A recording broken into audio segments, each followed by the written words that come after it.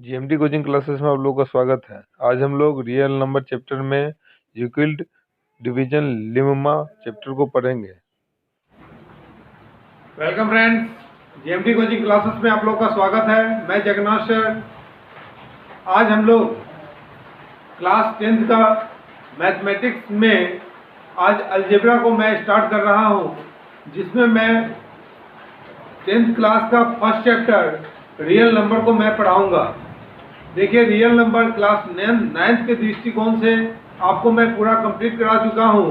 आप लोग जाकर प्लेलिस्ट में जाकर पूरा वीडियो को जरूर वॉच कर लें। आने वाले एग्जामिनेशन के दृष्टिकोण से बेसिक कंसेप्ट सीखने के दृष्टिकोण से आपका वह वीडियो बहुत ही महत्वपूर्ण होगा। आप लोग जाके देख लीजिएगा। क्लास 10th के दृष्टिकोण से हम लोग इस वीडियो को क्या करेंगे, इस क्लास को जो हम लोग वॉच करेंगे, जो आपको आने वाले क्लास 10th के एग्जामिनेशन में आपको इस चैप्टर से लगभग 1 से 2 क्वेश्चन ऑब्जेक्टिव और 1 से 2 क्वेश्चन आपको सब्जेक्टिव में मिलने की संभावना है और रहता भी है, और इससे आपको आने की पूरी चांसेस भी है। आप लोग इस क्लास को जरूर अच्छे तरीके से वॉच कीजिए। देखिए, सबसे पहले एक चीज याद रखिएगा कि आप इस क्लास को देखने से पहले क्या कीजिए, आप कॉपी और पेन जरूर निकाल के रख लीजिए और जितनी बातों को मैं बताता हूँ ना, उसको आप लिखिए। क्योंकि लिखिएगा तो वो लंबे समय तक आपके लिए क्या रहेगा, बेनिफिशियल रहेगा। लंबे समय तक आप उसको याद कर सकते हैं। सबसे पहला चीज इसमें सीखना क्या है, वास्तविक संख्या में किसे कहते हैं, पूर्ण संख्या किसे कहते हैं, प्रकृत संख्या किसे कहते हैं, पूरा डिफाइन कर क्लास 9th का पहला वीडियो जरूर जाके आप लोग वॉच कर लीजिए और उसके बाद इस वीडियो को आप देखिएगा। देखिए, क्लास 10th के दृष्टिकोण से ये वीडियो आज पहला है अलजेब्रा का। मैं त्रिकोणमिति और अर्थमेटिक प्रोग्रेशन को मैं पूरा कंप्लीटली खत्म कर चुका हूँ। आप लोग उसको जाकर वॉच कीजिए। देखिए, यूक्लिड विभाजन प्रमेय क्या है। तो यूक्लिड विभाजन प्रमेय, जिसको यूक्लिड डिवीजन लिम्मा या यूक्लिड डिवीजन एल्गोरिथम के भी नाम से जानते हैं। जब भी कहेगा यूक्लिड डिवीजन एल्गोरिथम को फाइंड आउट करने के लिए अगर आपको प्रश्न में देता है या लिम्मा को देता है, आपको यही लॉजिक को क्या करना पड़ेगा, क्वेश्चन में अप्लाई करना पड़ेगा। देखिए, ये चैप्टर बहुत ही इजी चैप्टर है। अगर थोड़ा सा उस कंसेप्ट को अगर आप जान लेते हैं तो बहुत इजी माध्यम से आप बना लेते हैं। देखिए, इसमें होता क्या है, यूक्लिड विभाजन प्रमेय में 2 घनात्मक पूर्णांक होता है। क्या होता है, 2 घनात्मक पूर्णांक होगा, ऋणात्मक नहीं, घनात्मक। दोनों पॉजिटिव आपका क्या होगा, यहाँ पर इंटीजर होगा, जिसमें जो इंटीजर को किससे इंडिकेट करेंगे, ए एवं बी से। कोई दिक्कत है क्या, ए और बी से क्या करेंगे, हम लोग इसको इंडिकेट करेंगे। और ए और बी से इंडिकेट किया गया होगा के लिए एक ऐसा अद्वितीय पूर्ण संख्या। देखिए, आप पूर्ण संख्या आ गया ना, तो पूर्ण संख्या किसे कहते हैं कि जीरो और प्राकृतिक संख्या के संग्रह को, जीरो और प्राकृतिक संख्या के संग्रह को क्या कहा जाता है, पूर्ण संख्या कहा जाता है। हमने इसको अच्छे तरीके से डिस्क्राइब किया हूं क्लास 9th के फर्स्ट वीडियो में, जिसमें आप रियल नंबर को जाके आप लोग देख सकते हैं। याद रखिएगा कि यहाँ पर याद रखिएगा, मेरा जो इसका स्ट्रक्चर जो होता है, क्या याद रखना है, a बराबर BQ प्लस R। आपके माइंड में होगा, सर ये a क्या है, a तो मैं समझ गया कि ये घनात्मक पूर्णांक है, मगर यहाँ पर हम लोग इसको कैसे मानेंगे। तो देखिए, आप लोग एक स्ट्रक्चर आप लोग शुरू दिनों से आप लोग पढ़ते आ रहे हैं कि भाज्य बराबर क्या होता है। तो भाज्य बराबर होता है भाजक गुने भागफल, भागफल, अब प्लस में क्या होता है, शेष होता है। देखिए, भाज्य को कहा जाता है डिविडेंड। भाज्य को क्या कहा जाता है, डिविडेंड। तो लिखिएगा डिविडेंड इक्वल टू क्या हो जाएगा, डिविशोर गुने कोशिएंट। अब प्लस में क्या हो जाएगा, रिमाइंडर हो जाएगा, क्या हो जाएगा, रिमाइंडर हो जाएगा। तो आप इतना बड़ा स्ट्रक्चर को बार बार क्वेश्चन में यूज अगर करते हैं ना तो उसमें प्रॉब्लम होता है। और एक चीज समझ लीजिए कि ये स्ट्रक्चर को किसने दिया, तो ये स्ट्रक्चर को दिया है आपको यूक्लिड साहब ने दिया है। देखिए यूक्लिड साहब गणित का जो थे ना बहुत बड़े साइंटिस्ट थे और उन्होंने इस फार्मूला को क्या किया, सर्च किए थे। तो याद रखिएगा ए बराबर बी क्यू प्लस आर ये कहां से आया, तो यूक्लिड डिवीजन से आया। याद रखिएगा, सीधे लिखिएगा यूक्लिड डिवीजन एल्गोरिथम से ए बराबर क्या होता है, बी क्यू प्लस आर होता है। आप एक चीज याद रखिएगा, ए क्या है तो डिविडेंट है, बी क्या है तो डिविशोर है मतलब भाजक है, क्यू क्या है तो कोशिएंट है, एंड आर क्या है तो आपका रिमाइंडर है मतलब शेष है। अब एक छोटा सा एग्जांपल से हम लोग सीखते हैं। मान लेते हैं 4 को अगर डिवाइड 4 और 5 का आपको कह देगा यूक्लिड एल्गोरिथम से इसको सॉल्व करने के लिए कैसे कीजिएगा, तो हम लोग क्या करते हैं, इसको डिवाइड माध्यम से ही क्या करते हैं, सॉल्व करते हैं। याद रखिएगा कि इसमें वो वैल्यू होता है जो वो वैल्यू क्या, कौन सा वैल्यू हम लोग काउंट करते हैं, तो जो एचसीएफ वाला वैल्यू होता है।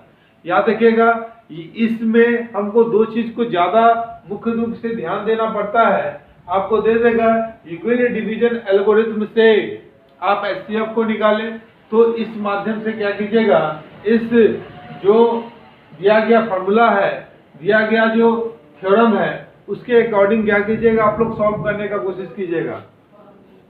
देखिए सबसे बड़ा चीज क्या है, यहाँ पे एक चीज याद रखना क्या है कि यहाँ पर r का जो वैल्यू होगा ना, यहाँ रिमाइंडर जो होगा वो क्या हो जाएगा, वो हमेशा जो होगा ना तो वो 0 से क्या होगा, बड़ा होगा, 0 से बड़ा या बराबर होगा।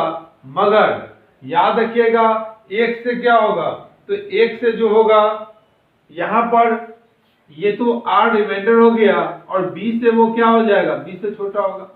याद रखिएगा r का जो वैल्यू जो मेरा यहाँ पर फॉर्म्ड जो होगा वो 0 से बड़ा लेकिन b से छोटा, b मतलब क्या, डिविशोर से क्या होगा, भाजक से आपका क्या आएगा, ये वैल्यू छोटा आएगा। कोई दिक्कत है क्या? आप यहाँ पे समझिए 4 और 5 को यूक्लिड डिवीजन एल्गोरिथम से अगर हमें सॉल्व करना है तो 4 को हम लोग क्या करेंगे, 5 से भाग देंगे, तो 4 एकम कितना हो जाएगा, 4, नीचे बचेगा 1। याद रखिएगा इसको कहा जाता है डिविडेंट, इसको क्या कहा जाता है, इसको कहा जाता है भाजक, मतलब कि इसको डिविशोर कहा जाता है, डिविशोर, इसको कहा जाता है डिविडेंट, इसको कहा जाता है कोशिएंट, क्यू से लिख लीजिए, इसको कहा जाता है रिमाइंडर, मतलब क्या लिखेंगे, आर से लिखेंगे। याद रखिएगा कि ये जो बड़ा संख्या होगा, दो में से जो बड़ा संख्या जो रहेगा ना उसको आप मान लीजिएगा, उसको आप मानिएगा क्या, डिविडेंट मानिएगा। क्या मानिएगा उसमें, डिविडेंट मान लेते हैं। आपको दे देगा 144 और दे देगा 196, तो आप इसमें से सोचना क्या है कि जो भी बड़ा बड़ा वैल्यू होगा ना उसको हम लोग मान लेंगे भाज्य मान लेंगे। क्या मान लेंगे, भाज्य, जिसको कहा जाता है डिविडेंट कहा जाता है। और इसको क्या मान लेंगे, डिविशोर मान लेंगे। क्या मान लेंगे, डिविशोर, मतलब क्या, इसको हम लोग b का वैल्यू मान लेंगे, इसको क्या मान लेंगे, a का वैल्यू मान लेंगे। जो भी बड़ा आएगा उसको b मानना है और जो भी छोटा आएगा उसको क्या मानना है, उसको मानना है आपको b मानना है। जो बड़ा होगा उसको क्या मानेंगे, a मानेंगे। अब यहाँ पर समझना क्या है, समझिए ये तब तक चलेगा जब तक r का जो वैल्यू होगा वह क्या होगा, मतलब 0 जो होगा वो 0 is less than r is less than क्या हो जाएगा, b। यहाँ पर एक चीज याद रखिएगा कि r का वैल्यू जो आएगा इस दोनों पे क्या आएगा, बीच में क्या आएगा। मगर याद रखिएगा b के मान से वो क्या आएगा, छोटा आएगा रिमाइंडर, और 0 के मान से क्या आएगा, बड़ा या बराबर भी आ सकता है। एक क्वेश्चन को सॉल्व करते हैं और उसके माध्यम से हम लोग सीखते हैं। जैसे मान लेते हैं आपको एक क्वेश्चन दे दिया, आप एक स्ट्रक्चर को माइंड में रखेंगे कि यूक्लिड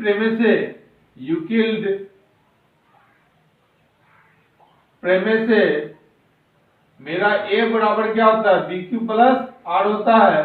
0 से बड़ा होगा आर जो होगा वो किससे छोटा होगा, वो b से छोटा होगा।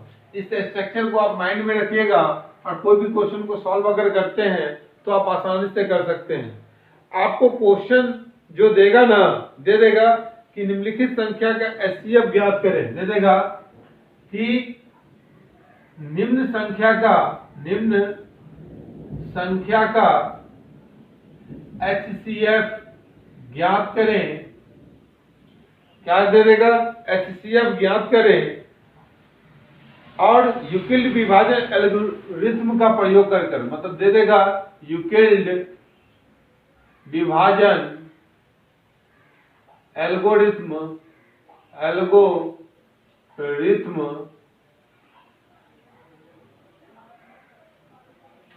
का प्रयोग करके।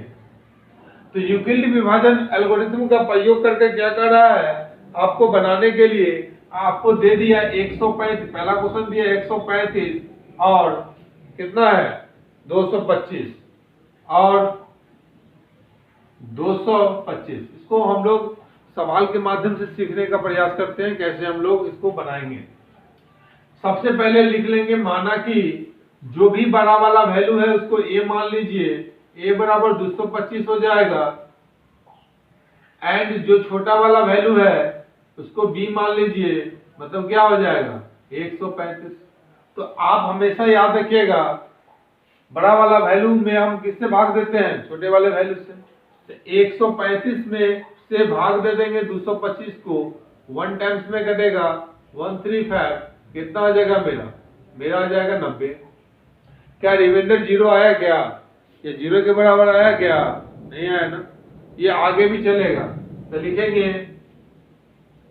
कि यूक्लिड विभाजन प्रमेय से क्या है, a बराबर हमने क्या पढ़ा है, B Q plus R. a का वैल्यू कितना है 225 बराबर b का वैल्यू कितना है 135 और q का वैल्यू 1 है, और प्लस क्या हो जाएगा r का वैल्यू कितना हो जाएगा 90। अगला स्टेप में कैसे इसको सॉल्व करना है, याद रखना है कि आप 225 का काम क्या हो गया, खत्म। अब जो है मेरा जो यहाँ पे 135 और 90 के बीच में क्या चलेगा, रिलेट चलेगा। तो यहाँ पर आप फिर मान लीजिएगा कि माना कि a बराबर मान लीजिएगा 135 एंड b बराबर कितना मान लीजिएगा 90। ये क्यों मानेंगे, याद रखेंगे, रिमाइंडर क्या है 0। अब रिमाइंडर को ही हम लोग क्या मान लेते हैं, रिमाइंडर को मान लेते हैं हम लोग भाजक मान लेते हैं। क्या मान लेते हैं, भाजक मान लेते हैं, एंड 135 को हम लोग भाज्य मान लेते हैं। अब इसको जो सॉल्व करेंगे ना, मतलब 90 को फिर किससे भाग देना है 135 से, तो 90 कम कितना हो जाएगा 90, तो यहाँ कितना आ जाएगा 45। फिर भी क्या रिमाइंडर 0 आया क्या, नहीं है, 0 के बराबर आया क्या, नहीं है। तो फिर लिखेंगे यूक्लिड विभाजन प्रमेय से a बराबर क्या होता है बी क्यू प्लस आर, लिख लीजिएगा यूक्लिड विभाजन प्रमेय से। तो 135 बराबर हो जाएगा 90 गुने 1, अब प्लस में क्या हो जाएगा 45। आप सिंपली कैसे इसको सॉल्व करेंगे, फिर जो रिमाइंडर होगा ना उसको आप क्या मान लीजिएगा, भाजक मान लीजिएगा, मतलब b बराबर कितना हो जाएगा 45, a बराबर कितना हो जाएगा 90। मतलब जो याद रखिएगा, अगला टर्म का जो मेरा भाजक होता है उसको हम लोग क्या मान लेते हैं a, और जो रिमाइंडर होता है अगला टर्म में वो क्या मान लेंगे, हम लोग b मान लेंगे। अब फिर क्या करेंगे कि 45 से भाग देंगे 90 में, 45 गुना कितना हो जाएगा 90 हो जाएगा। तो आपका यहाँ पर कितना आ गया 0 आ गया, आपका यहाँ पर कितना आ गया 0 आ गया। तो यहाँ लिखेंगे यूक्लिड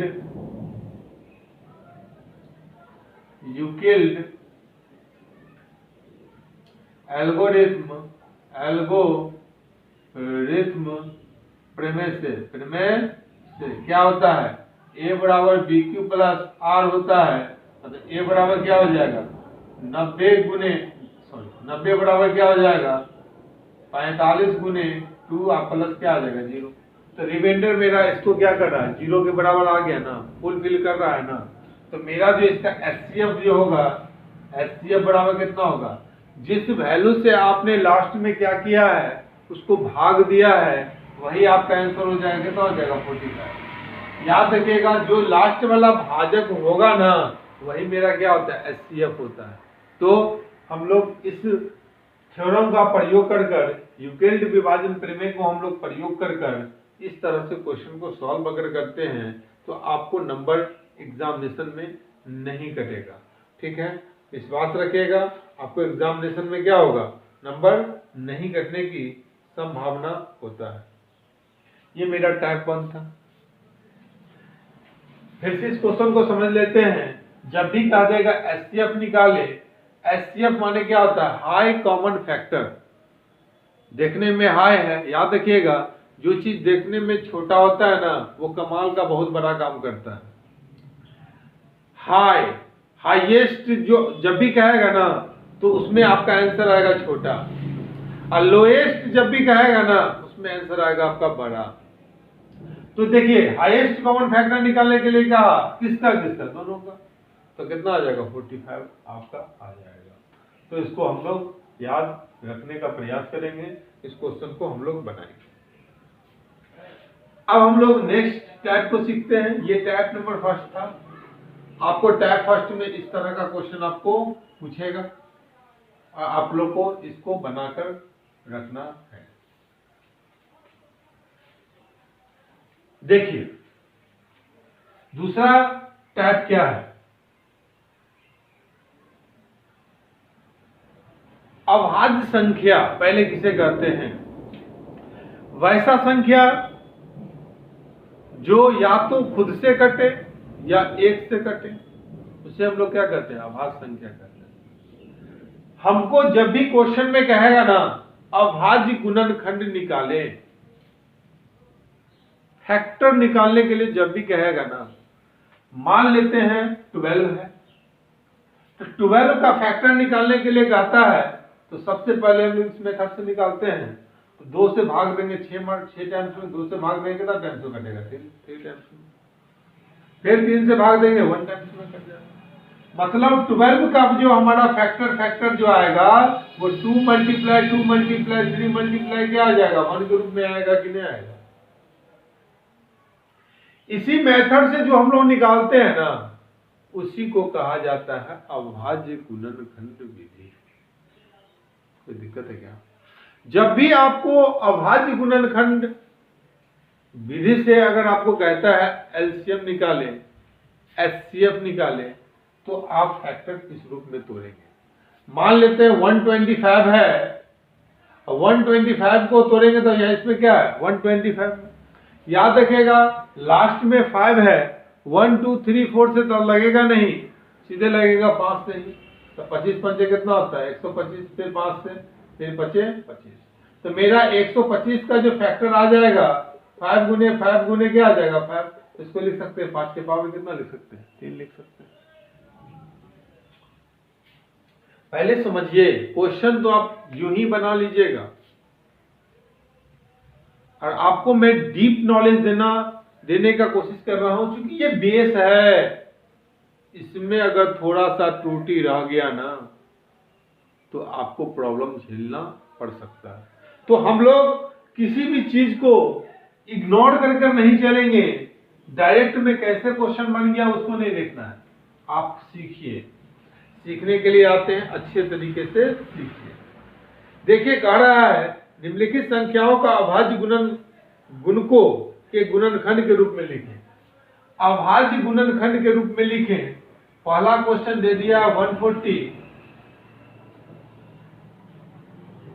दूसरा क्वेश्चन देख लीजिए 5005, एंड तीसरा क्वेश्चन देख लीजिए आपको दिया है कितना 7429। ये क्वेश्चन बहुत ही VVI है, कितना बार एग्जाम में पूछा है कि इसका अभाज्य गुणनखंड निकालें। देखिए स्टूडेंट को ये इसलिए दिया जाता है क्योंकि ये क्लास 10th का बैच है, ये इसलिए दिया जाता है कि आपको समय रहता है कम, क्वेश्चन की संख्या रहता है ज्यादा, और वहां पे अगर आप एक एक करके अगर आप उसको अगर फैक्टर को तोड़ेंगे तो आपको बहुत ही क्या होगा, समय लगेगा। एक एक करके फैक्टर को नहीं तोड़ना है, समझना क्या है उसको देखिए कि कितना से वो डिवाइड हो सकता है। सबसे पहला चीज आप देखिए कि 140 का अगर हमें फैक्टर निकालना है तो सबसे पहला चीज क्या सोचेंगे कि 140 में सबसे पहले हम किससे भाग लगाएंगे। याद रखिएगा कि 140 में सबसे पहले कोई भी अगर आपको संख्या देगा ना, कह देगा कि इसका अभाज्य गुणनखंड निकालें, तो संख्या को आप एक चीज देखिएगा क्या कि उसको उसमें देखिएगा पहले 2 से भाग लग रहा है क्या। सबसे पहले 2 से सोचना है, उसके बाद 3 से, उसके बाद 4 से, उसके बाद 5 से, उसके बाद आगे बढ़ना है। ऐसा नहीं कि पहले 7 से लगा दीजिए फिर 2 से लगा दीजिए, तो आपको आंसर तो आ जाएगा। कॉम्पिटिटिव एग्जामिनेशन में तो प्रॉब्लम नहीं होगा आपको, मगर आप क्लास 10th के एग्जाम दे रहे हैं, क्लास 9th के एग्जाम दे रहे हैं, वहां पे अगर इस, क्योंकि वहां तो सब्जेक्टिव होता है एग्जाम, वहां अगर इस तरह का अगर आप प्रयास करते हैं तो आपको क्या हो जाएगा, दिक्कत होगा। 140 है, इसमें क्या करेंगे, 2 से डिवाइड करेंगे तो कितना आ जाएगा 70, फिर 2 से इसमें डिवाइड करेंगे 35। क्या आपको 35 में 2 से डिवाइड होगा क्या? देखिए लास्ट में 5 है, या तो 5 से होगा, लास्ट में 0 है तो 5 से होगा, 10 से होगा, तो फिर क्या करेंगे, इसमें 5 से लगाएंगे, 7 से नहीं लगाना है। क्रमबद्ध तरीके से बढ़ना है, याद रखेंगे। यहाँ क्या आ जाएगा 7 मतलब 140 का जो मेरा फैक्टर आएगा 2 गुने 2 गुने 5 गुने क्या आ जाएगा, 7 आ जाएगा, आंसर हो गया। इसको देखिए बना के 5005 है, इसमें क्या करेंगे, पहले 5 से लगाएंगे तो 1001 हो जाएगा। अब किससे लगेगा, 5 से तो लग गया, अब किससे लगेगा, 6 से लगेगा क्या, 7 से लगा के देखिए, 7 एकम 7, 3 इसमें गया 0, 7 चौके 28, 7 तिया 21, लग गया ना, कितना से लगा है, 7 से लगा। 11 से लगेगा क्या, 11 छौक 66, नहीं लगेगा। सोचिए कि इसमें किससे लग सकता है,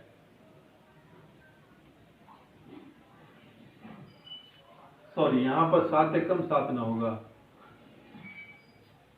यहां देखिए फिर इसमें कितना से लगेगा, 11 से, 11 का में 11 33, अब फिर इसमें 13 से लगाइएगा, कोई फर्क भी पड़ेगा क्या, नहीं, तो लिखेंगे कि 500, 5 का वैल्यू कितना आ जाएगा फैक्टर, 5 गुने 7 गुने 11 गुने कितना आ जाएगा, 13 हो जाएगा। अब इसमें आप लोग लगा के देखिए 7429 में, आप लोग इस तरह से सिंपली आप उसमें उसको आप सॉल्व कर सकते हैं।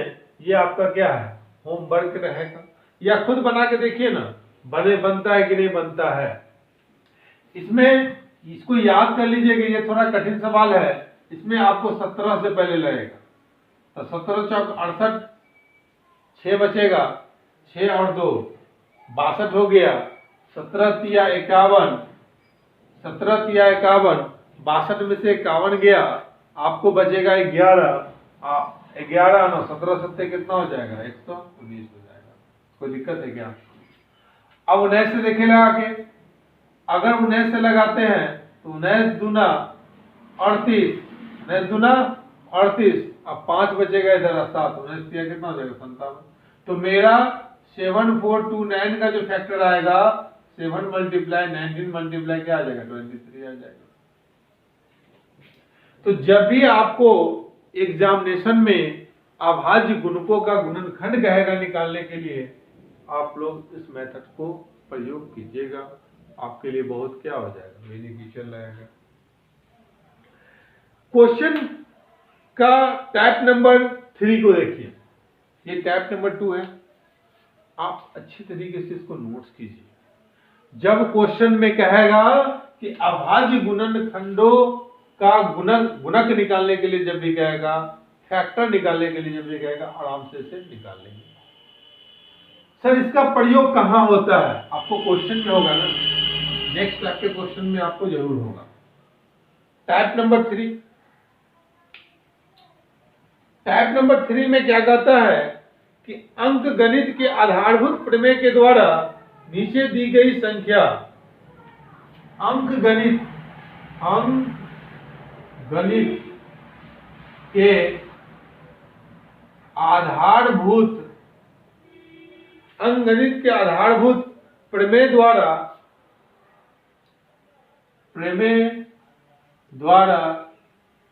नीचे दिए गए संख्याओं का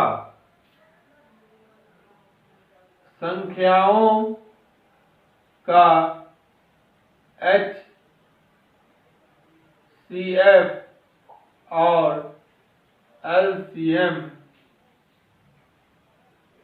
ज्ञात करें। दिया है क्या? अंकगणितीय के आधारभूत प्रमेय के द्वारा नीचे दी गई संख्याओं का HCF और LCM क्या कर रहा है? ज्ञात करने के लिए कर रहा है। आपको पहला क्वेश्चन है 26, 26 और 91। दूसरा क्वेश्चन है 510 और 92 दोनों को हम लोग अंकगणितीय के आधारभूत प्रमेय के द्वारा इसको सॉल्व करना है। सबसे पहला चीज आप जानिए, जो भी आपको जब इस तरह का देगा ना, देखिए जिस क्वेश्चन में दो पूर्णांक दे देने के बाद अगर आपको कहता है ना कि उसका यूक्लिड विभाजन प्रमेय से बनाने के लिए, तो उससे बनाइएगा, और नहीं कहेगा ना तो फैक्टर निकाल दीजिएगा। देखिएगा 26 का अभाज्य गुणनखंड कितना होगा? अभाज्य गुणनखंड जो होगा वो कितना होगा? तो ऐसा नहीं कि इसमें 26 है, इसका क्या हो जाएगा? 2 गुने क्या हो जाएगा? 13 नहीं होगा। 13 गुना कितना होता है? 26। अब 26 है, 2 से भाग कर जाएगा, कितना हो जाएगा? 13 आ जाएगा। उसके बाद 91 का अभाज्य गुणनखंड निकालने को कहे तो किससे निकालिएगा? 7 को 13 से गुना कीजिएगा ना, तो 13 सत्ते कितना होता है? 91।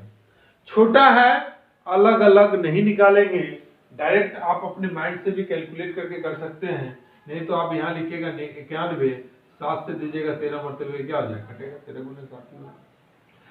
अब यहाँ पे समझिए, लिखेंगे HCF ऑफ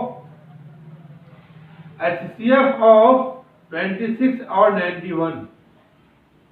जीवन में ये बात बहुत ही काम देगा कि HCF और LCM हम लोग तुरंत कैसे बना लेंगे। LCM ऑफ 26 और 91। एक बात को याद रखिए, HCF वो वैल्यू होता है ना जो दोनों दिया गया, जो आपका इंटीजर है, पूर्णांक है, उसमें क्या आना चाहिए? सेम आना चाहिए। तो देखिए ये दोनों का जो हमने फैक्टर निकाला है, इसमें क्या कुछ सेम आ रहा है क्या? अब मल्टीप्लाई 1 तो होगा ही होगा, क्योंकि किसी भी संख्या को अगर 1 से मल्टीप्लाई करते हैं तो उसमें कोई परिवर्तन नहीं होता है। तो यहाँ पर क्या आ जाएगा? 13 ही कॉमन आ रहा है, तो 13। और 13 को अगर 1 से मल्टीप्लाई करेंगे तो कितना हो जाएगा? 13। जब भी HCF निकालने की बात कहें, दो पूर्णांक दे दे, दोनों में जो कॉमन फैक्टर होगा वही मेरा क्या होता है? HCF होता है। LCM में क्या होगा? जो कॉमन है तो होगा ही होगा। 13 दोनों में कॉमन है, 13 तो होगा ही होगा। इसके साथ 2 भी आएगा, इसके साथ 7 भी आएगा, गुना कर दो। 13 दूना 26 गुने 7, 7 छक 42 के 2 हाथ से 4 और 7 दूना 14, 4 कितना हो जाएगा 18, 182 हो जाएगा। समझ में आया? 510 थोड़ा बड़ा है, निकाल लेंगे 510 का, दूसरे भाग देंगे 2 दूना 4 और 5 दूना 10, 5 दूना 10, 5 से लगेगा 5 25, 5 एकम 5, 7 से लगाओ 13 सत्ते कितना हो जाएगा 3 से लगेगा, याद रखिएगा यहाँ 3 से लगेगा, 3 से लगाएंगे तो 3 इकाई 3 और 3 सत्ते 21, 17 तिया कितना होता है 51 होता है। यहाँ पे देख लीजिए 92 है, दूसरे लगाइए 4 दूना 8, 6 दूना 12, फिर दूसरे लगाइए 2 दूना 4, 3 दूना 6, आपको आएगा क्या 23 क्या आभाज्य संख्या, अब इसके आगे नहीं लगेगा। देखिए यहाँ पर आप पहले 3 से लगाइएगा, फिर 5 से लगाइएगा, आपका क्या आएगा, आप उससे भी निकाल सकते हैं। देखिए 510 का अभाज्य गुणनखंड कितना आया 2 गुने 3 गुने 5 गुने 17 एंड 92 का अभाज्य गुणनखंड जो आया वो आपका आया 2 गुने 23। सोचना क्या है, लिखेंगे यहां पर HCF ऑफ 510 और 92 का, HCF ऑफ 510 और 92 का HCF क्या क्या हो जाएगा, तो जो दोनों में कॉमन होगा वही होगा ना, तो दोनों में क्या कॉमन आ रहा है आपका 2 आ रहा है, 2 हो जाएगा। दोनों फैक्टर में, दोनों का जो मैं फैक्टर निकालूंगा उस दोनों फैक्टर में से जो कॉमन आएगा वही मेरा क्या हो जाएगा HCF हो जाएगा। एलसीएम ऑफ 510 एंड 92 का निकालेंगे तो यहाँ 2 तो आएगा ही आएगा, 1 2 और है, फिर 3 है, फिर 5 है, फिर 17 है, फिर 23। इसको क्या कीजिए आप लोग, सिंपली आप लोग क्या कीजिए गुना कर लीजिए, इसको सिंपली गुना कीजिएगा तो 23,460 आ जाएगा। तो मेरा HCF मेरा 2 आ जाएगा और एलसीएम मेरा क्या आ जाएगा 23,460। हमने एक शुरू में ही लॉजिक बताया था, जब भी HCF कहेगा ना छोटका आंसर आएगा और स्मॉलेस्ट आंसर आएगा, और जब भी एलसीएम कहेगा तो बिगेस्ट आपका क्या होगा आंसर आएगा। देखिए आपको ऑब्जेक्टिव क्वेश्चन में अगर आपको देता है ना तो वहां पर आप ये चीज को अप्लाई करके देख लीजिए, आप यहां से उस चीज को क्या कर सकते हैं इजिली आप लोग फाइंड आउट कर सकते हैं। कोई दिक्कत है क्या? आपको क्वेश्चन दिया है क्या,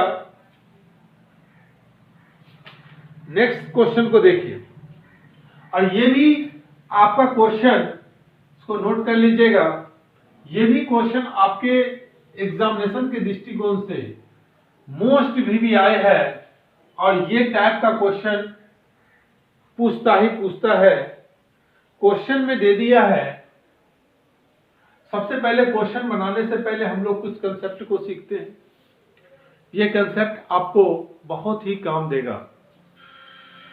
कंसेप्ट मेरा क्या है कि HCF गुने एलसीएम बराबर होता है फर्स्ट नंबर गुने क्या होता है सेकंड नंबर।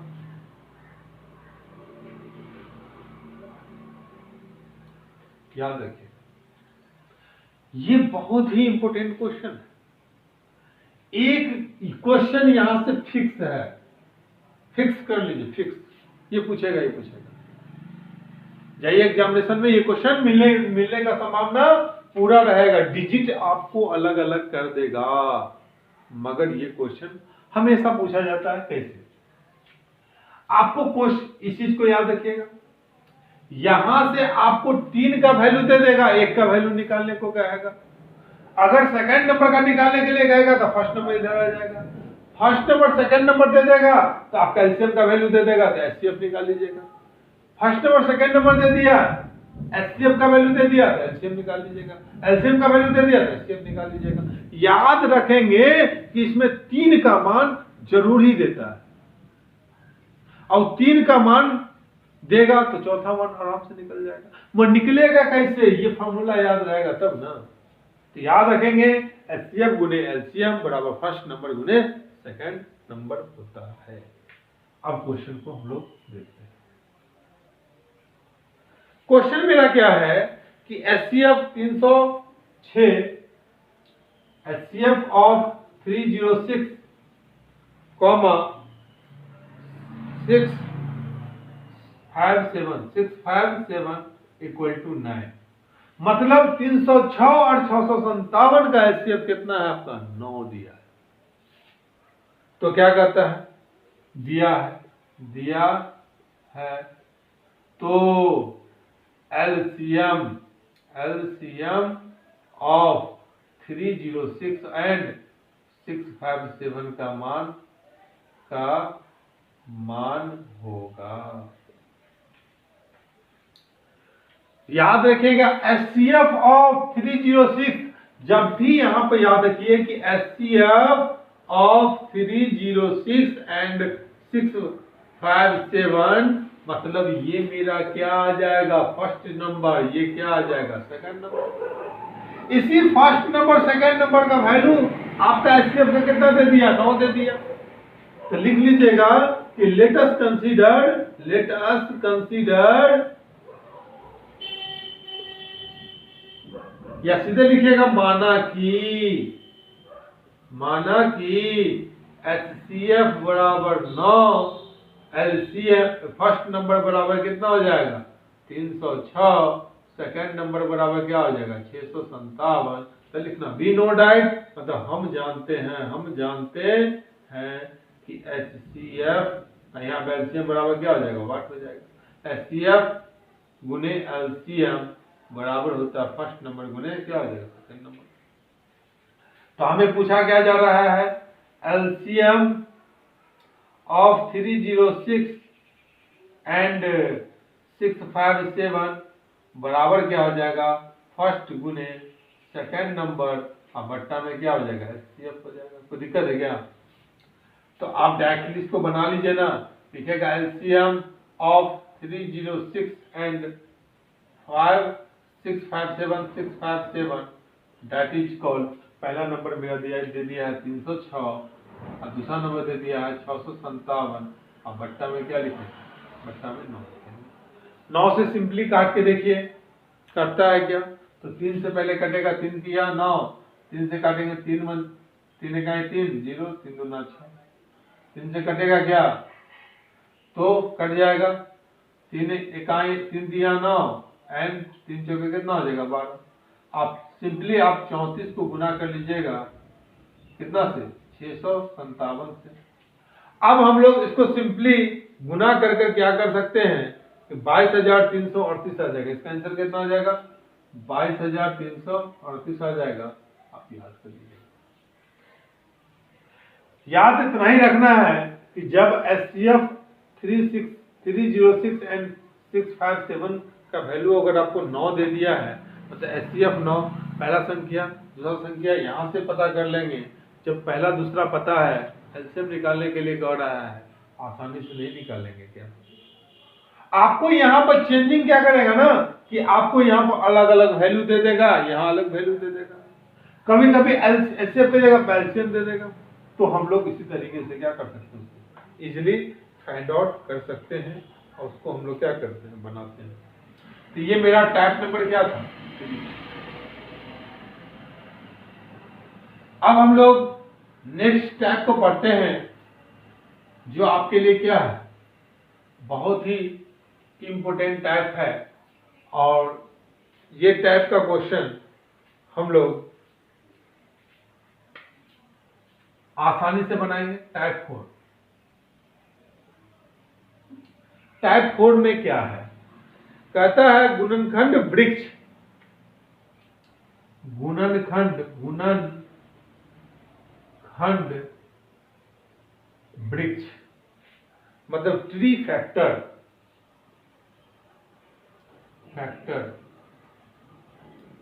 ट्री फैक्टर विधि से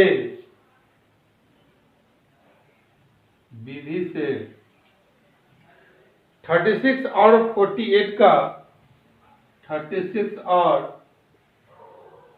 48 का HCF और LCM, HCF और LCM ज्ञात करें।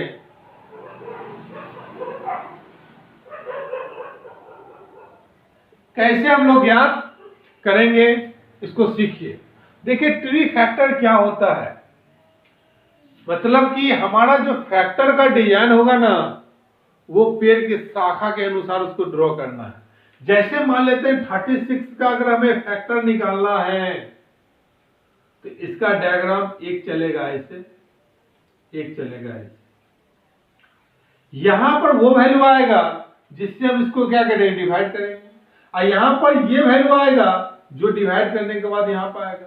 अगर हम 2 से डिवाइड करेंगे तो मेरा क्या इतना आ जाएगा, यहां पर 18 आ जाएगा क्या।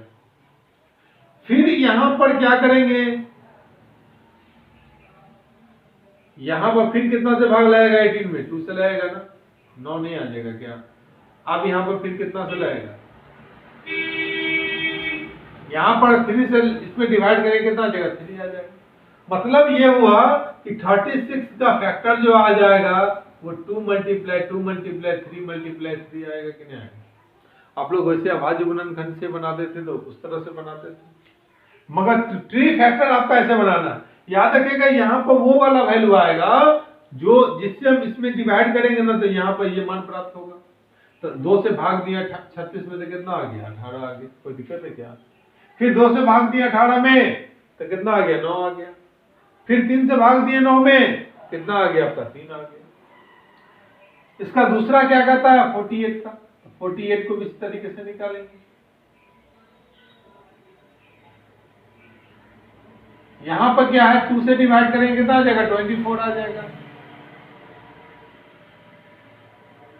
यहां पर फिर 2 से डिवाइड करेंगे कितना आ जाएगा, 12 आ जाएगा। यहां पर भी 2 से डिवाइड करेंगे कितना आ जाएगा, 6 आ जाएगा। यहां पर फिर हम लोग 2 से डिवाइड करेंगे तो कितना आ जाएगा, 3 आ जाएगा। देखिए 2 से डिवाइड कीजिएगा 48 में तो क्या कितना टाइम्स में कटेगा, 24 टाइम्स। फिर 2 से डिवाइड कीजिएगा 12, 2 से डिवाइड कीजिएगा 6, फिर 2 से डिवाइड कीजिएगा कितना आ जाएगा, 3। मतलब 48 का जो मेरा फैक्टर आ गया वो कितना आ जाएगा, वो 2 मल्टीप्लाई 2 मल्टीप्लाई 2 मल्टीप्लाई 2 मल्टीप्लाई 3 आ जाएगा। मतलब 36 का ये हो गया एंड 48 का मेरा जो आया है वो 2 मल्टीप्लाई 2 मल्टीप्लाई 2 मल्टीप्लाई 2 मल्टीप्लाई कितना आया, 3 आया। जब भी हमको HCF ऑफ 36 एंड 48 का निकालना होगा ना तो HCF निकालने का वही रूल्स है जो सेम है। दोनों फैक्टर में जो भी इंटीजर, जो भी वैल्यू आपको सेम आएगा वही इसमें क्या होगा, HCF होगा। तो यहाँ पर देखिए सेम क्या आ रहा है, 2 2 सेम आ रहा है, फिर 2 2 सेम आ रहा है, फिर 3 3 क्या आ रहा है, सेम आ रहा है। तो लिखेंगे 2 मल्टीप्लाई क्या लिखेंगे, 3। तो 2 दूना 4 दिया कितना हो जाएगा, 12। जब आपको कहेगा कि LCM ऑफ 36 एंड 48 का निकालने के लिए क्या है, तो जो कॉमन वाला है वो तो आएगा ही आएगा। तो कॉमन कितना है, 2 मल्टीप्लाई 2 मल्टीप्लाई कितना आ जाएगा, 3 तो आएगा ही आएगा। अब बचा क्या, एगो 3 बच गया और 2 बच गया।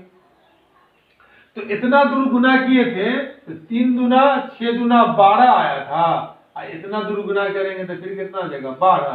तो 12 12 को गुना करेंगे तो कितना आ जाएगा, 144 आ जाएगा। तो मेरा HCF आएगा 12 एंड LCM कितना आ जाएगा, 144 आ जाएगा। याद रखिएगा HCF वो वैल्यू होता है जो दोनों में कॉमन होता है, LCM वो वैल्यू होता है जो दोनों डिजिट का जो कॉमन फैक्टर हो और जो बिना कॉमन फैक्टर हो उसको गुना कर जो वैल्यू को हम लोग प्राप्त करते हैं उसमें किसमें प्राप्त करते हैं, तो LCM में क्या करते हैं हम लोग प्राप्त करते हैं। तो ये टाइप जब भी आपको ट्री फैक्टर निकालने के लिए दे तो ट्री फैक्टर का आप लोग डिजाइन इस तरीके से कीजिएगा, और इस तरह से अगर आप लोग फाइंड आउट करके बनाते हैं तो आपका मार्क्स एग्जामिनेशन में नहीं कटेगा, आपके लिए क्या है, ये बहुत ही बेनिफिशियल है। देखिए आज का क्लास बहुत बेनिफिशियल क्लास है, क्योंकि क्लास फर्स्ट है। अलजेब्रा मैं पूरा अच्छे तरीके से पढ़ाऊंगा, हर एक चैप्टर में हर एक बारीकों को ध्यान देते हुए हम आगे की ओर बढ़ रहे हैं। और आपके लिए, आपके हित के लिए मैं अच्छे तरीके से वर्क कर रहा हूं। बस आप लोग कॉपी पेन निकालिए और बैठ कर क्या कीजिए, उसको आप लिखिए। और याद रखिएगा, हमारे चैनल को जरूर सब्सक्राइब कर लीजिएगा, क्योंकि हमारे चैनल को अगर सब्सक्राइब किए रहेंगे, बेल आइकन को प्रेस किए रहेंगे, तो आपके पास जो भी क्लास का मैं वीडियो डालूंगा उसको आप, उसका नोटिफिकेशन अगर ऑन रहेगा तो आपके पास क्विकली पहुंच जाएगा। और आप वहां से किसी भी टाइम जब भी आपको समय मिले ना, एक बार वीडियो को जरूर देख ले। आपका अगर मान लेते हैं क्लास 10th का स्टूडेंट नहीं है, क्लास 9th का नहीं है, किसी को पढ़ाते हैं तो जरूर उस दृष्टिकोण से भी आपको, नॉलेज के दृष्टिकोण से भी आपको बहुत ही महत्वपूर्ण होगा और बहुत ही अच्छी चीजों को सीखने की यहाँ से क्या मिलेगा, आपको मदद मिलेगा। और इसको सीखने का प्रयास कीजिए। तो ये मेरा टैब नंबर 4 था। तो टैब नंबर 4 मेरा क्या हो गया, अब हम लोग आज का टैब 5 एवं आज का लास्ट क्वेश्चन को हम बनाएंगे, जो आप लोग के लिए क्या है, बहुत ही महत्वपूर्ण क्वेश्चन है टैब 5। ये थोड़ा सा हार्ड क्वेश्चन माना जाता है, मगर है बहुत अच्छा क्वेश्चन। कि दिखाइए कि कोई धनात्मक विषम, क्वेश्चन लिखिए, दिखाइए कि कोई धनात्मक विषम पूर्णांक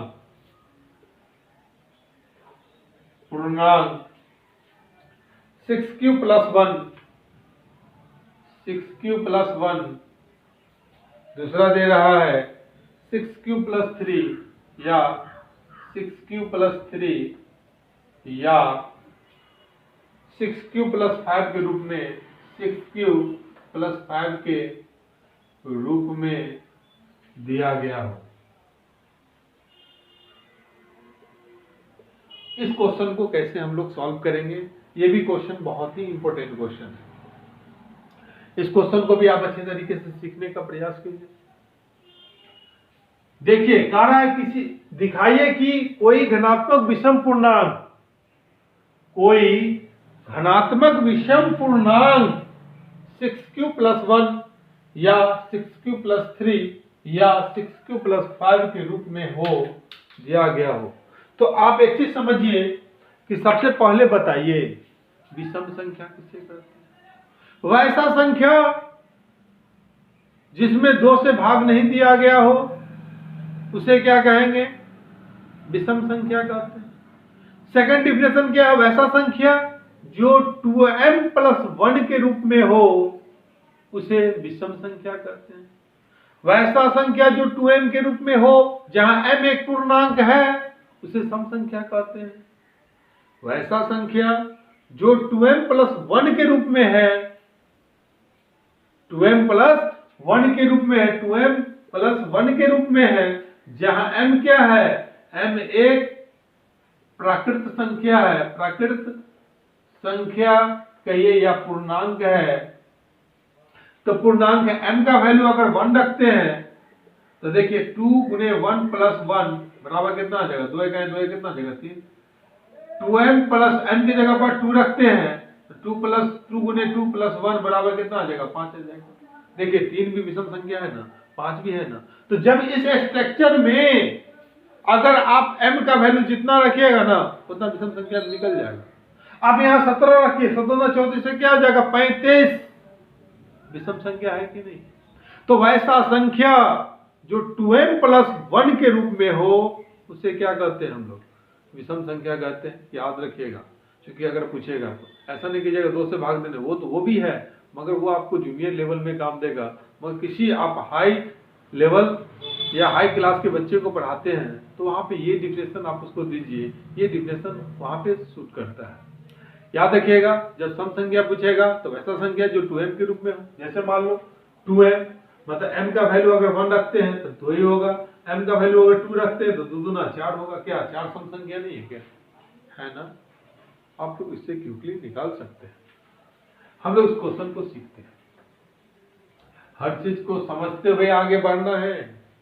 हमको 6q + 1 6q + 3 6q + 5 में लेना है।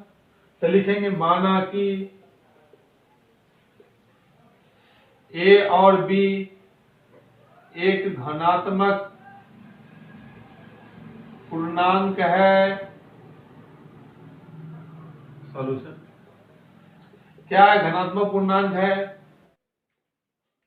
तो यूक्लिड विभाजन प्रमेय से, यूक्लिड विभाजन प्रमेय से a को 6 से विभाजित करने पर भागफल q और शेष r प्राप्त होता है।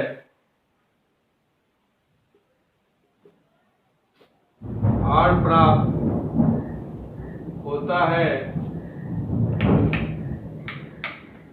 r प्राप्त होता है। तो मेरा क्या होता है? युगल विभाजन हमने पढ़ाया, क्या होता है? a बराबर होता है bq प्लस क्या होता है? r होता है। याद रखिएगा a को हम लोग क्या करते हैं? भाज्य बराबर भाजक गुने भागफल प्लस शेष होता है। पढ़ाया, आप लोग वहां से देख सकते हैं। हमने b का वैल्यू तो मान लिया, r का जो वैल्यू है वो क्या होगा? वो जो होगा वो 0 या 0 से बड़ा या बराबर होगा। लेकिन b का जो वैल्यू होगा ना, वह जो होगा 6। b का वैल्यू हमने कितना माना? यहाँ मान लेंगे कि यहाँ पर b का वैल्यू कितना माना है? 6। तो 6 से क्या होगा? r का वैल्यू कम होगा। याद रखिएगा 6 से कम ही लेना है, r का वैल्यू बड़ा नहीं लेना है। अब इस इक्वेशन में क्या कीजिए कि r बराबर यहाँ पर विषम संख्या की बात कर रहा है ना, तो मेरा जो यहाँ पर r का जो वैल्यू आएगा वो आएगा 1 2 1 2 तो नहीं आएगा, 1 3 5 और 6 के बीच में आपको यही आएगा 1 3 5। क्योंकि विषम लेना है, सम लेना होता तो क्या आता? 2, पहले 0 लेते हैं, फिर 2 लेते हैं, फिर 4 लेते हैं, वो लेते हैं। तो r बराबर सबसे पहले क्या पुट करेंगे? 1 पुट करेंगे। तो a बराबर क्या हो जाएगा? 6 गुने q और प्लस क्या हो जाएगा 1, क्योंकि b का वैल्यू हमने क्या माना? 6। दूसरा क्या हो जाएगा? जब r बराबर हमने 3 पुट करेंगे इसमें, तो a बराबर क्या हो जाएगा? 6q प्लस क्या हो जाएगा? 3 हो जाएगा। विषम बोल रहा है, इसी का हम विषम वाला संख्या लेंगे, विषम वाला पूर्णांक इसमें पुट करेंगे। r बराबर अगर मान के चलो, अगर 4 तो नहीं लेना, 4 तो सम हो जाएगा, 5 लेंगे तो a बराबर क्या हो जाएगा? 6q प्लस 5 हो जाएगा। यही में 3 निकलना था। 6q + 1 6q + 3 6q + 5 के रूप में क्या करता था? प्रदर्शित करने के लिए। तो याद रखिएगा कि यहाँ पर सम संख्या वाला क्या करना है? नहीं लेना है। अगर मान लेते हैं यहाँ पर अगर निकालिएगा, अगर r बराबर अगर 2 लिखिएगा तो यहाँ क्या हो जाएगा? ये बराबर 6q + 2। ये तो सम संख्या ना हो जाएगा जी, आपको विषम संख्या का बोल रहा है। तो आप लिखिएगा कि 6q + 1 6q + 3 6q + 5 एक विषम पूर्णांक है यहाँ पे। और विषम संख्या ये यहाँ पे क्या कर रहा है? विषम पूर्णांक यहाँ निकल रहा है। यही मेरा ये तीनों क्या हो जाएगा? आंसर हो जाएगा। सम वाला इसमें नहीं लेना है। तो आज मेरा यह लास्ट क्वेश्चन था। तो आज का क्लास हम यहीं पे समाप्त करते हैं। क्योंकि देखिए ये वाला पार्ट में हमने बेसिक यूक्लिड प्रमेय क्या होता है, उसके बाद मैंने अभाज्य संख्या को कैसे बनाते हैं, यूक्लिड प्रमेय पर कैसे एचसीएफ एलसीएम को निकालते हैं, और आपको ट्री मेथड से भी, ट्री फैक्टर मेथड से भी किस तरह से क्वेश्चन को सॉल्व करते हैं उसको भी मैंने बताया। और क्वेश्चन को अगर इस लैंग्वेज वाले में दे देगी घनात्मक पूर्णांक 6q + 1 6q + 3 6q + 5 दे देता है, तो आप यहाँ पर अपने इस क्वेश्चन के अकॉर्डिंग यहाँ पर r का वैल्यू मान लेंगे। आप यहाँ पर 1 2 3 4 5 6 तक का वैल्यू निकाल सकते हैं, लेकिन आपको 6 से कम लेना है। r का वैल्यू क्या लेना है? कम लेना है, ज्यादा नहीं लेना है। तो कम लेंगे तो यहाँ पर 2 और उसके बाद आपको 4 वाला जो वैल्यू आएगा ना, वो इसमें काउंट नहीं होगा। यहाँ पर विषम का था, तो विषम में यही मेरा 3 क्या हो जाएगा, यहाँ से फाइंड आउट होता है। तो इस तरह से हम लोग इस आज रियल नंबर चैप्टर को हम इसका पहला पार्ट हम पूरे अच्छे तरीके से मैं समझाने का प्रयास किया हूँ, और यह क्वेश्चन एग्जामिनेशन में आता है। तो आप लोग वीडियो को जरूर पूरे देखने का प्रयास कीजिएगा। और देखिए, चूंकि लॉकडाउन के कारण अभी इंस्टीट्यूट बंद है, न जाने कब तक बंद रहेगा, संभावना तो अभी 3 मई तक खुलने का है, लेकिन ये बढ़ भी सकता है। तो छात्रों का पढ़ाई बाधित न हो, चूंकि अभी क्लास बंद के कारण क्लास नहीं लिया जा रहा है, और छात्रों के डिमांड पर ही मैं ऑनलाइन क्लासेस को लेकर आया, और छात्रों ने बहुत अच्छा रिस्पांस दिया है, हर एक वीडियो को अच्छे तरीके से वॉच किया है। और जो भी बच्चे को अगर पता नहीं है, जो भी स्टूडेंट को अगर नहीं पता है, तो आज जिसको पता है वो जाके बताएं कि JMD coaching classes bye Jagannath sir पे 9th और क्लास 10th का बेसिक मेथड से क्वेश्चन को पूरे सॉल्व किया जा रहा है। 9th का मैं रियल नंबर को मैं पूरा पढ़ा दिया हूँ। आज 10th क्लास के लिए मैं रियल नंबर को लेकर आया, जिसमें यूक्लिड प्रमेय को मैंने पूरा सॉल्व किया। उसमें आज 5 टाइप को हमने पढ़ा है। जो रेस्ट टाइप है, रेस्ट क्वेश्चन है, उसको हम लोग नेक्स्ट वीडियो में क्या करेंगे, डिस्कस करेंगे। तो हमारे चैनल को आप सब्सक्राइब कीजिए, शेयर कीजिए तथा बेल आइकन को प्रेस कीजिए। जितना शेयर कीजिएगा उतने अधिक बच्चे को क्या होगा, उनको पढ़ाई में क्या होगा, बहुत ही हेल्पफुल होगा, और वो पढ़ाई अपना पूरा कर सकते हैं अच्छे तरीके से। तो आप एक दूसरे को बताइए, वो भी फिर तीसरे को बताएगा। और हमारे चैनल को सभी से एक ही है रिक्वेस्ट कि आप जाके सब्सक्राइब कीजिए, बेल आइकन को प्रेस कीजिए, और अपने पढ़ाई को जो बाधित है उसको आप बिना बाधित रहे हुए आगे की ओर बढ़िए। क्योंकि कोई भी इंसान तभी आगे बढ़ता है जब वो एक दूसरे से ज्यादा मेहनत करता है। मैं आप लोग के लिए मेहनत तो कर ही रहा हूँ, पूरा दिन रात एक करके मैं कंटेंट को तैयार करता हूँ, उसके बाद मैं पढ़ाता हूँ, और उसको अच्छे तरीके से मैं बताने का कोशिश करता हूँ, चाहे कि आपका पूरा सिलेबस आपका कवर हो।